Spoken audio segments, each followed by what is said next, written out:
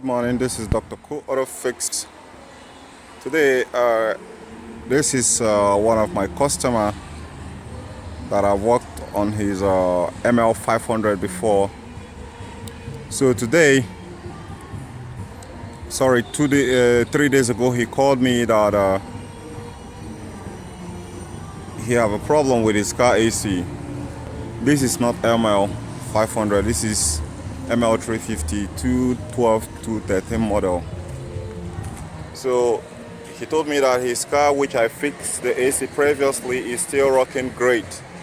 So and because of that, he's entrusting me with this one that he just bought of recently. He said he just drove it like a year, and the car started, the AC stopped just recently.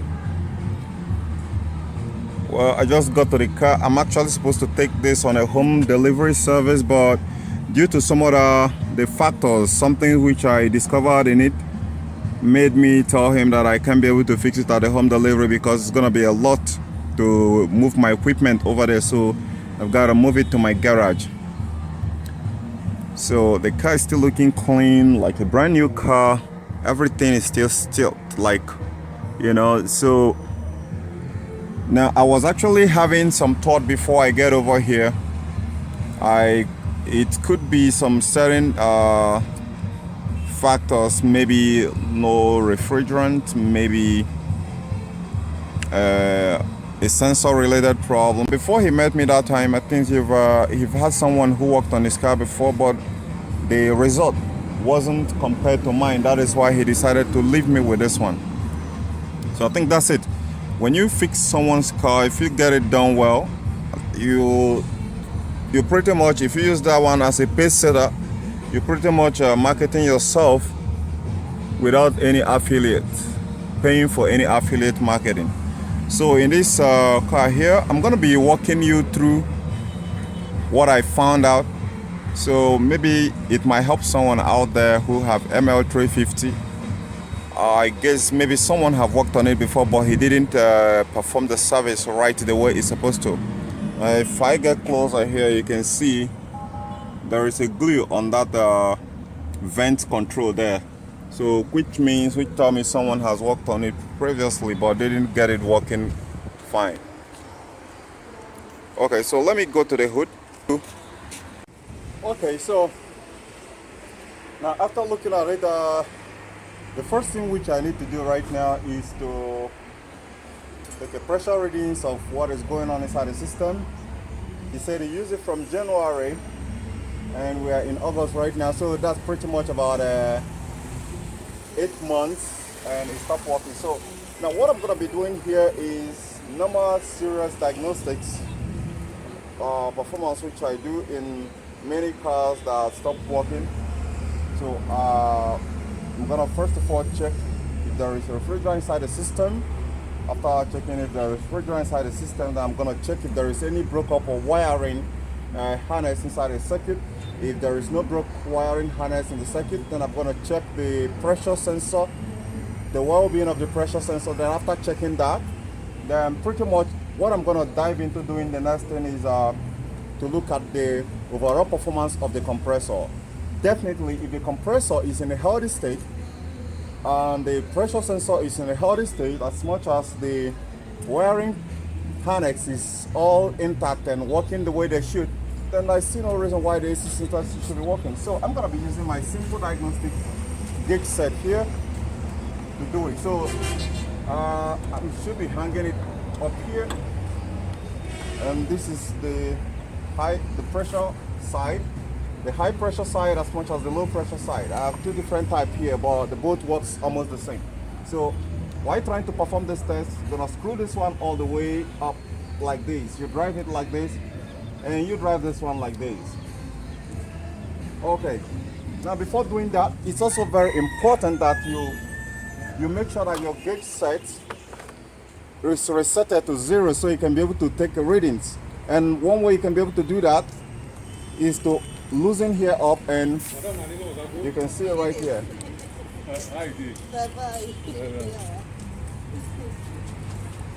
Now fasten it back, and the gauge is just about 0 psi right there on the both sides. So I hang it up here. So I'm gonna locate the low pressure port, which is somewhere around here. I'm gonna take you close to it so you can see it.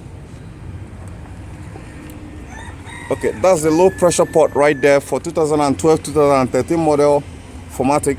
So I'm gonna get it right here. All you need to do is to push it.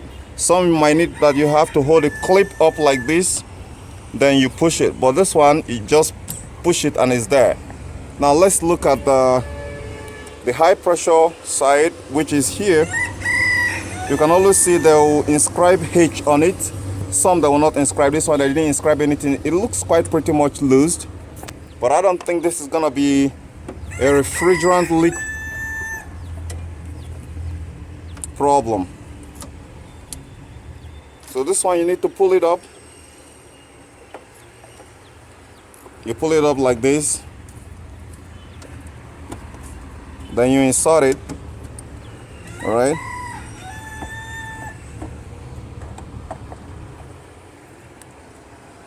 So as it is, gonna screw it all the way down. Then, so I can be able to take reading right there. Now, you can see my reading right there. So that's just good static pressure reading right there. Okay guys, so now based on what I was actually talking about before, we have checked the pressure readings. There's a very good refrigerant quantity right there. Now this is the wiring connector right here, and they seem very intact. So it doesn't seem that is a problem right there. Okay, so pretty much now the pressure sensor is what I'm gonna be looking at.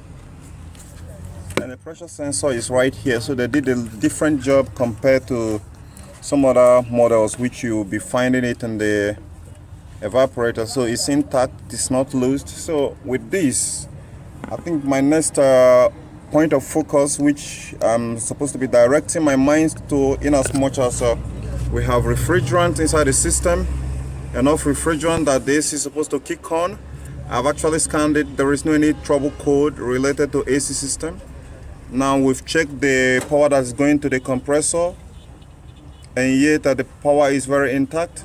So the next thing which I'm looking at here, since there is enough refrigerant, there is power, the pressure sensor is active, and still what I'm supposed to be doing next is to be checking the power that's coming through here.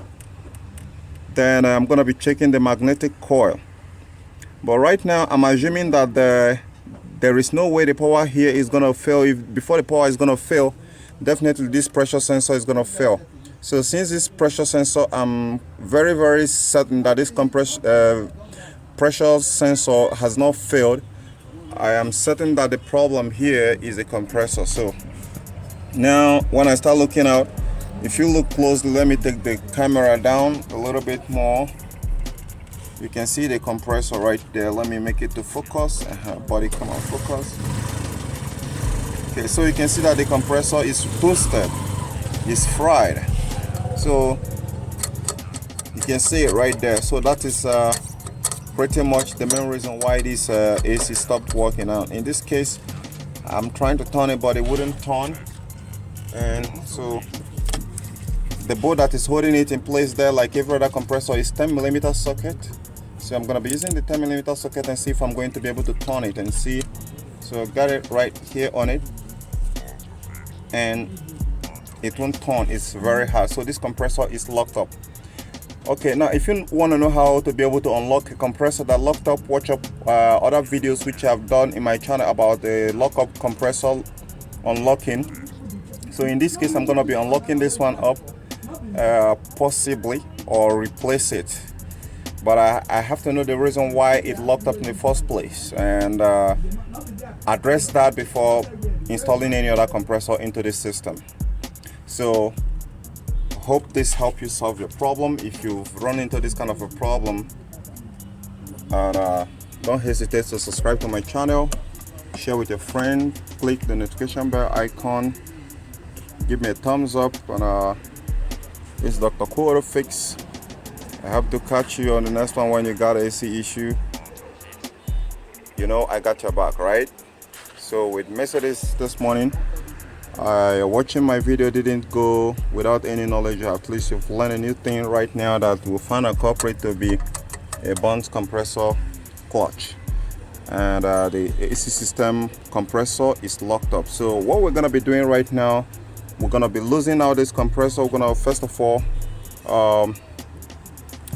recover this refrigerant that is currently inside the system. When we fully recover it, then we're going to start the next procedure, which is going to be pretty much knowing if we can be able to revive this compressor. Then if we can revive it, then we're gonna get another compressor to it, and that should solve the problem, while keeping in mind knowing exactly what happened inside the system, why the system when the compressor locked up in the first place is very more important. But to me, I'm actually looking at that some other techs has actually worked on this AC system before, because I see that they reviewed this car somewhat.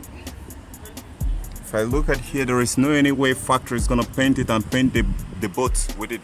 So that's a mechanic, that's a Nigerian mechanic right there. So I'm sure they have also done some other correction. Maybe this is a accidental car that is bought, I don't know, but I have a strong feeling someone has worked on it before. I'm also seeing a socket that popped out here, which is right here. You can see the socket right here. So I'm sure someone has visited here before me. Okay guys, I gotta catch you guys later. Bye for now. Bye.